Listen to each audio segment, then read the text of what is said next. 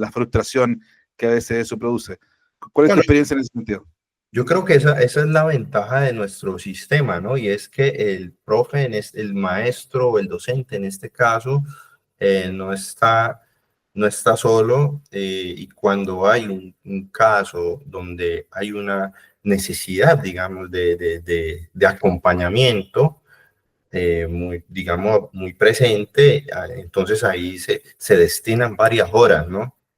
Varias horas para que el maestro, al momento de tener que intervenir o de tener que hacer, digamos,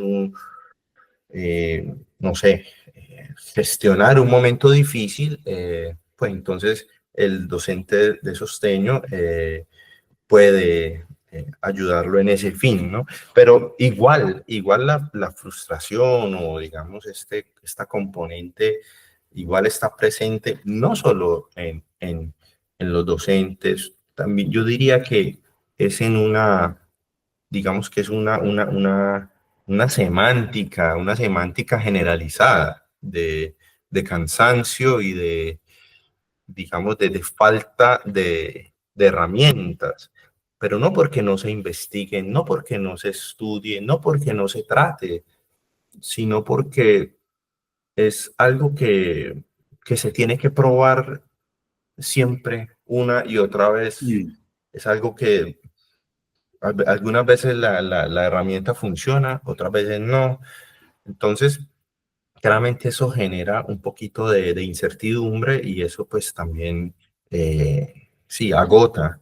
Yo creo que esa semántica puede que sea, yo diría que una semántica generalizada y por ejemplo nosotros trabajamos mucho con un autor que se llama Homer, Chaim Homer, un autor israeliano. Y él habla de la nueva autoridad, ¿no? Entonces es muy interesante y para nosotros ha sido fundamental trabajar con ese autor porque nos ha puesto el foco en fortalecer el equipo, o sea, en fortalecer lo que es el cuerpo docente, como decir que cuando hay un problema así disruptivo fuerte, Ujú. ya no es el profesor el encargado de dar un castigo o una punición. Como vos decís, eso ya ni siquiera se puede, ya no se hace. ¿Me entiendes? Claro, claro. Ya no se hace, pero lo que sí se hace es dar un mensaje potente al niño. En este caso, nosotros hemos tenido varias situaciones donde, por ejemplo, no sé, varios docentes se paran delante del niño, leen, no del niño más, sí de un muchacho, porque son técnicas que se usan más con jóvenes, ¿no? Donde se lee toda la situación, se estila, digamos, hay un texto donde sí también se habla de consecuencias, de cómo reparar la situación, etcétera. Entonces, Claro. a lo que me refiero es que es un autor que como que trata de revivir lo que es digamos, la autorevolezza, que yo no sé en español cómo se dice, pero que no tiene que ver con autoridad, sino con seguridad. Con esa seguridad que de alguna manera se tiene que recuperar para poder hacer escuela, para poder Mm. educar. Y entonces por eso él habla de la resistencia al comportamiento violento, ¿no? O sea, porque no es dejar pasar, no es integrarlo mientras destruye o mientras lanza cosas. No, Mm. así no es integrable, Ujú. Así no hay integración, claro. así no se puede integrar. Entonces, ahí, Resistencia a la conducta violenta, dijiste. exacto, Perfecto. Eso marcaría de alguna forma, si lo entiendo bien, Mauricio, un límite, ¿cierto? Un límite que no se puede transgredir independiente del diagnóstico, si lo entiendo bien. absolutamente. En otras palabras, el diagnóstico no es una credencial para poder pasar por encima de los límites que nos impone la convivencia.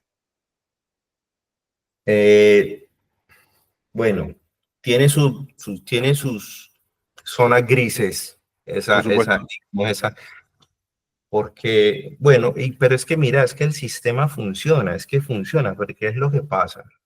Cuando tú tienes una, como te decía yo al inicio, una medida, que aquí se habla de misura, una medida, una especie de estrategia, llamémoslo estrategia. Cuando tú Ujú, tienes una estrategia, porque tienes de repente una diagnosis, entonces hay una estrategia de intervención que deriva de que tú tienes una determinada condición.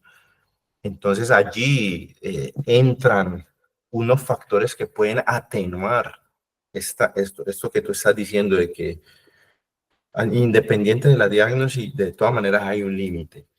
O sea, se atenúa en el sentido de que, bueno, se trata de no llegar hasta el límite y claro, vas como, dicen aquí, arginando ujú, un- todo lo que sea posible para no llegar a ese límite. Y ahí está la estrategia de intervención, ¿no?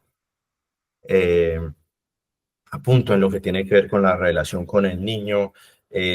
Tú lo lees, ¿no? Lees al niño, sabes cuándo llega mm, malhumorado, cuándo está sereno. Entonces, todas esas cosas para evitar que se llegue allá. Pero claramente el límite, sí, el límite existe para todos. El límite es una cosa que no es negociable, porque en el límite está la seguridad, en el límite está ¿cómo se llama? ujú, Como la incolumidad, parece que se llama así. En el límite está la incolumidad. Y eso es innegociable porque, pues, al final, claramente si se pasa ese límite, digamos que hay problemas serios que nadie va a querer afrontar, ni la familia de los niños afectados, ni el propio niño, ni la escuela. Entonces, claramente que el límite es una cosa que mejor no tocarla y por eso nosotros trabajamos en eso, para poder arginar la cosa, para no llegar allí. Y si se llega, claramente, bueno, ahí se activan otros protocolos que no tienen que ver necesariamente con expulsión o con suspensión, porque eso ya digamos que se evalúa muy bien para llegar a eso. O sea, de verdad tiene que evaluarse muy bien la cosa porque es delicado porque, eh, digámoslo así, que involucra muchos temas, ¿no? Involucra no solo el bienestar del niño y de los otros niños, sino otros entes